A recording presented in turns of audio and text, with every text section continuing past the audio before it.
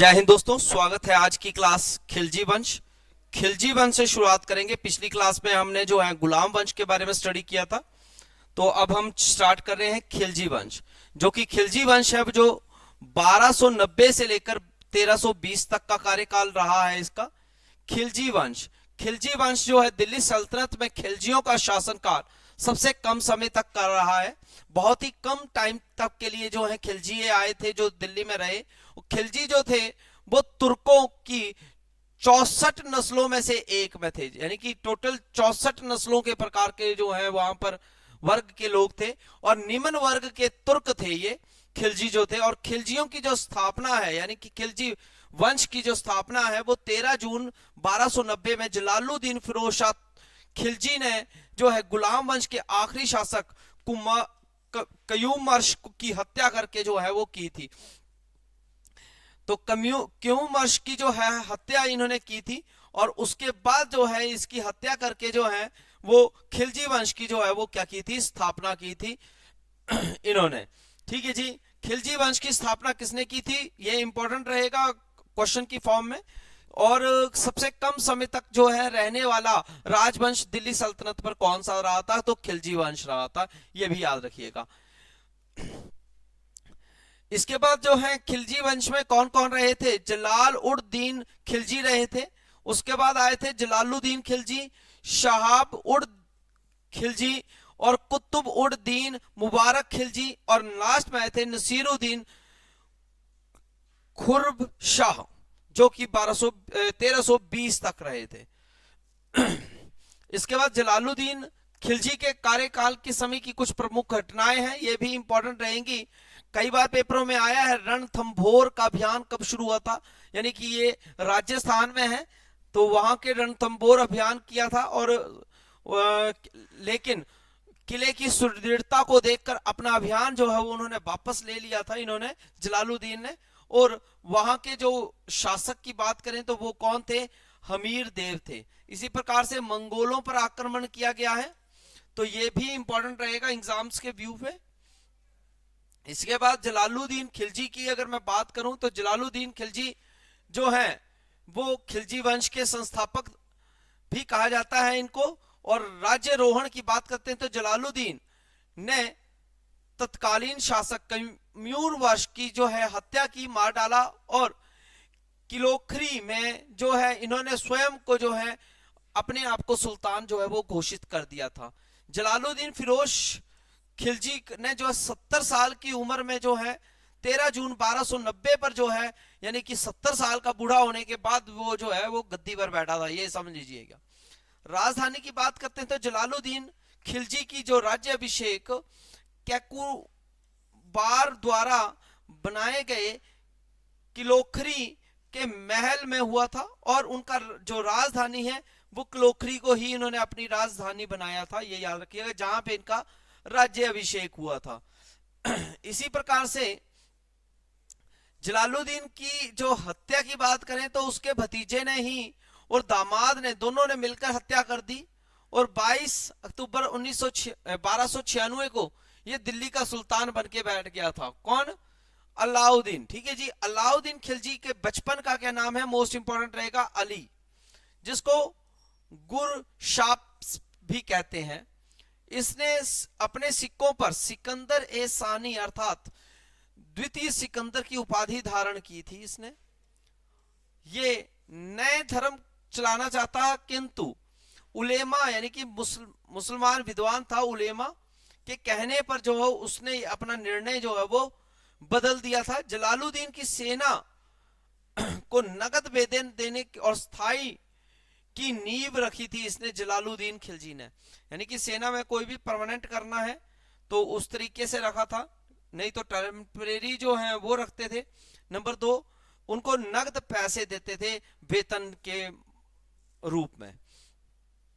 घोड़ा दागने तथा सैनिकों के हुलिया लिखने, ठीक है, की प्रथा भी उन्होंने शुरुआत की थी और अलाउद्दीन खिलजी ने ही ये शुरुआत की हुई थी।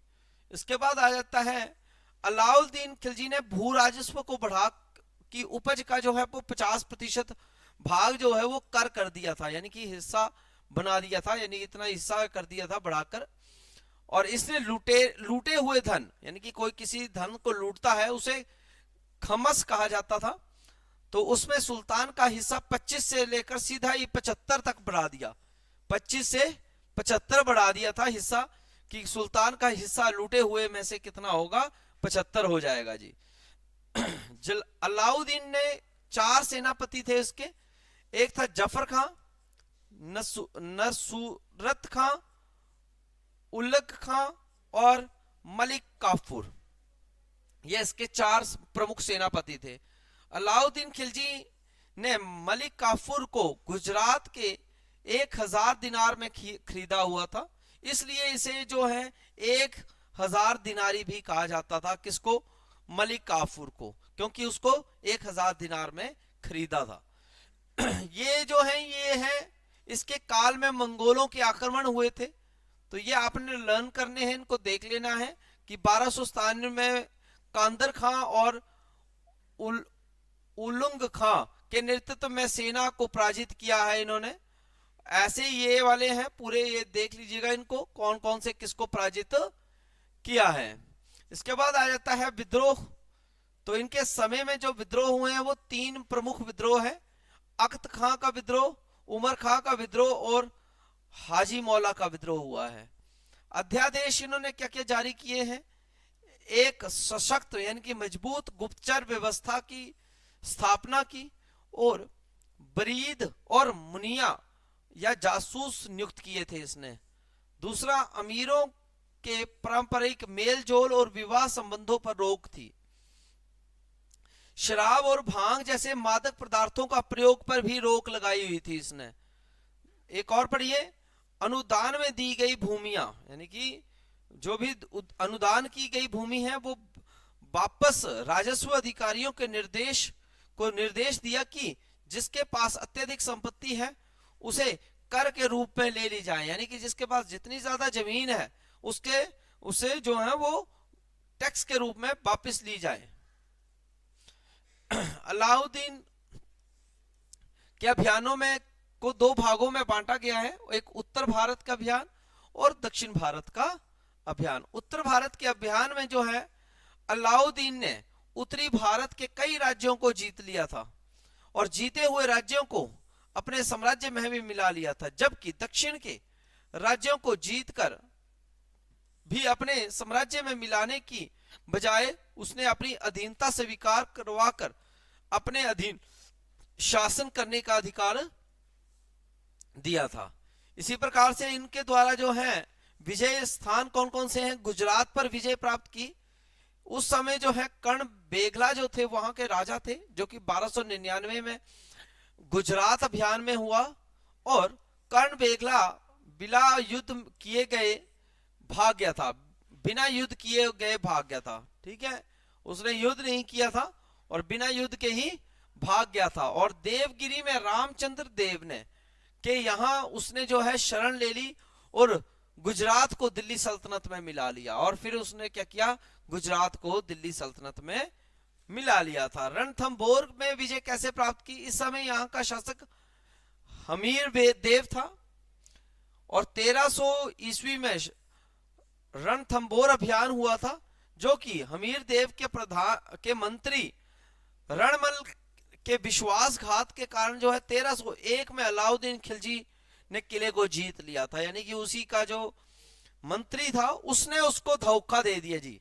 तो कभी भी देख लेंगे तो कोई रिश्तेदार हुआ, कभी ना कभी कोई ना कोई धोखा दे ही देता है।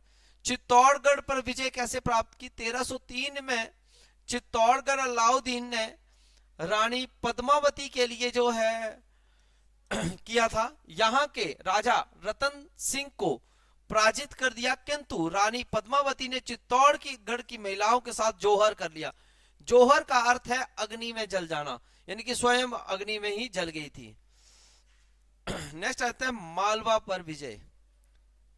इस समय यहाँ का शासक तो था वो महलक देव था, जो कि 1305 में मालवा अभियान हुआ, जिसमें महलक देव पराजित हुआ, यानी कि हार गया, और मालवा को भी जो है वो सल्तनत में यानी कि दिल्ली सल्तनत में मिला लिया गया था। इसी प्रकार से अब दक्षिण के अभियान में लेकर चल रहा हूं, जिसमें देवगिरी का अभियान है जो कि 1307 में चला था। और देवगिरी के शासक कौन थे? रामचंद्र देव थे, जो कि 1307 ईस्वी में मलिक काफूर ने देवगिरी पर आक्रमण किया था। कब किया था देवगिरी पर आक्रमण? 1307 में। रामचंद्र देव को परिवार सहित दिल्ली भेज दिया गया और रामचंद्र देव ने यहां पर 6 महीने तक रहा और अपनी एक पुत्री का विवाह जो है वो सुल्तान के साथ उसने कर दिया। इसके बाद आगे सुल्तान ने 1 लाख स्वर्ण मुद्रा और राय राया की उपाधि भी धारण की है। एक सुल्तान ने क्या किया था? 1 लाख स्वर्ण मुद्रा दी है और राय राया की उपाधि भी धारण की थी। नेक्स्ट आ जाते हैं तेलंगाना अभियान, जो कि 1309 से 10 तक रहा है। तेलंगाना यानी का शासक जो है प्रताप रुद्र देव द्वितीय थे। इनकी राजधानी बरांगल थी। क्या थी? बरांगल थी। तेलंगाना के जो शासक थे, और युद्ध में पराजित होने के बाद प्रताप रुद्र देव द्वितीय बहुत से उपहार के साथ जो है सुल्तान की उपाधि स्वीकार कर ली थी। फिर इसके बाद नेक्स्ट आते हैं होयसल राज्य का पर आक्रमण। इस समय का शासक जो था वीर बल्लाल देव तृतीय थे, जिनकी राजधानी जो थी वो द्वार सुंदर थी। क्या थी? द्वार सुंदर थी। और इसने भी सुल्तान को की अधीनता स्वीकार कर ली, यानी कि सभी ने हार जो है वो मान ली थी। यही दक्षिण में आ गया। आपको जैसे मैंने पहले भी पढ़ाया है चेर चोल पांडे, तो वैसे पांडे राज्य पर भी आक्रमण किया है। वहां के शासक जो थे वीर पांडे थे। इनकी राजधानी मदुरई थी और 1311 में काफूर ने मदुरई पर आक्रमण किया, लेकिन पांड्य इसके हाथ नहीं लगा और वहां पर भीषण लूटपाट की इसने। और दक्षिण का यही एक ऐसा राजा था जिसने अलाउद्दीन खिलजी की स्वाधीनता या अधीनता जो है वो स्वीकार नहीं की थी। अधीनता स्वीकार नहीं की, गुलामी स्वीकार नहीं की थी।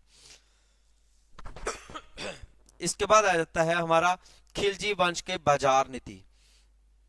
तो अलाउद्दीन खिलजी ने बाजार नियंत्रण नीति क्यों लागू की, वो इस संदर्भ में ये उल्लेख करता है कि बाजार नियंत्रण नीति जो है वो सेना की सुविधा के लिए लागू की गई थी।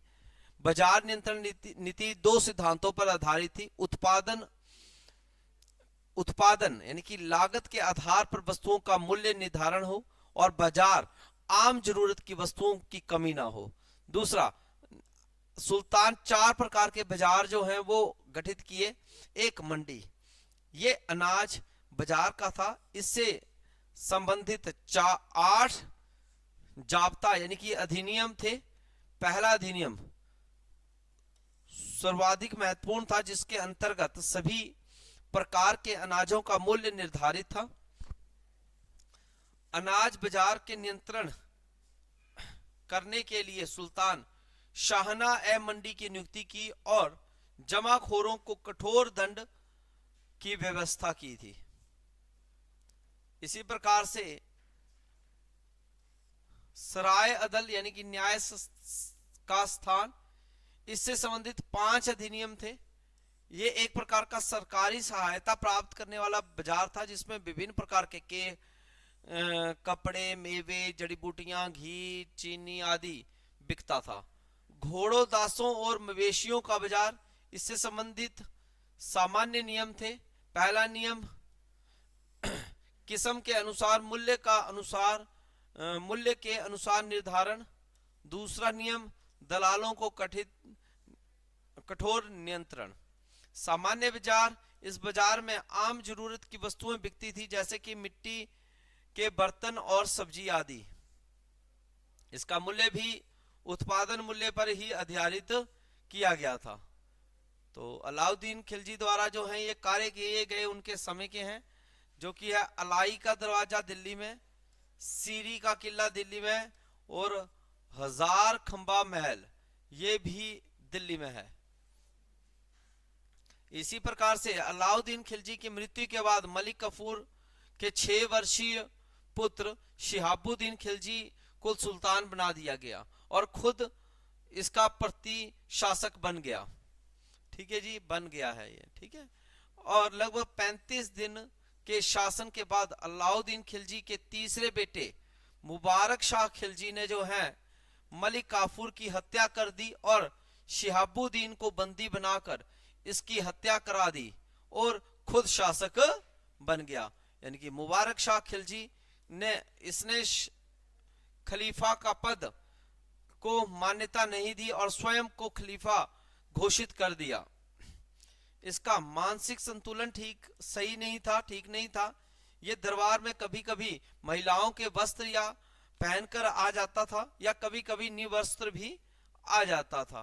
बाद में इसके प्रधानमंत्री खुसरो खान ने जो है 1220 ईस्वी में इसकी हत्या करवा दी और खुद शासक बनकर बैठ गया था जी।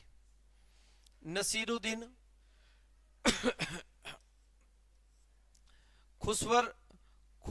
खुसवर शाह जो कि 15 अप्रैल से लेकर 1320 तक रहा है, तक बस कुछ ही दिन शासक बन रहा। बाद में उसकी भी हत्या करवा दी और खिलजी वंश को खत्म कर दिया गया था। ये लास्ट यानी कि राजा रहा है नसीरुद्दीन खुसवर शाह।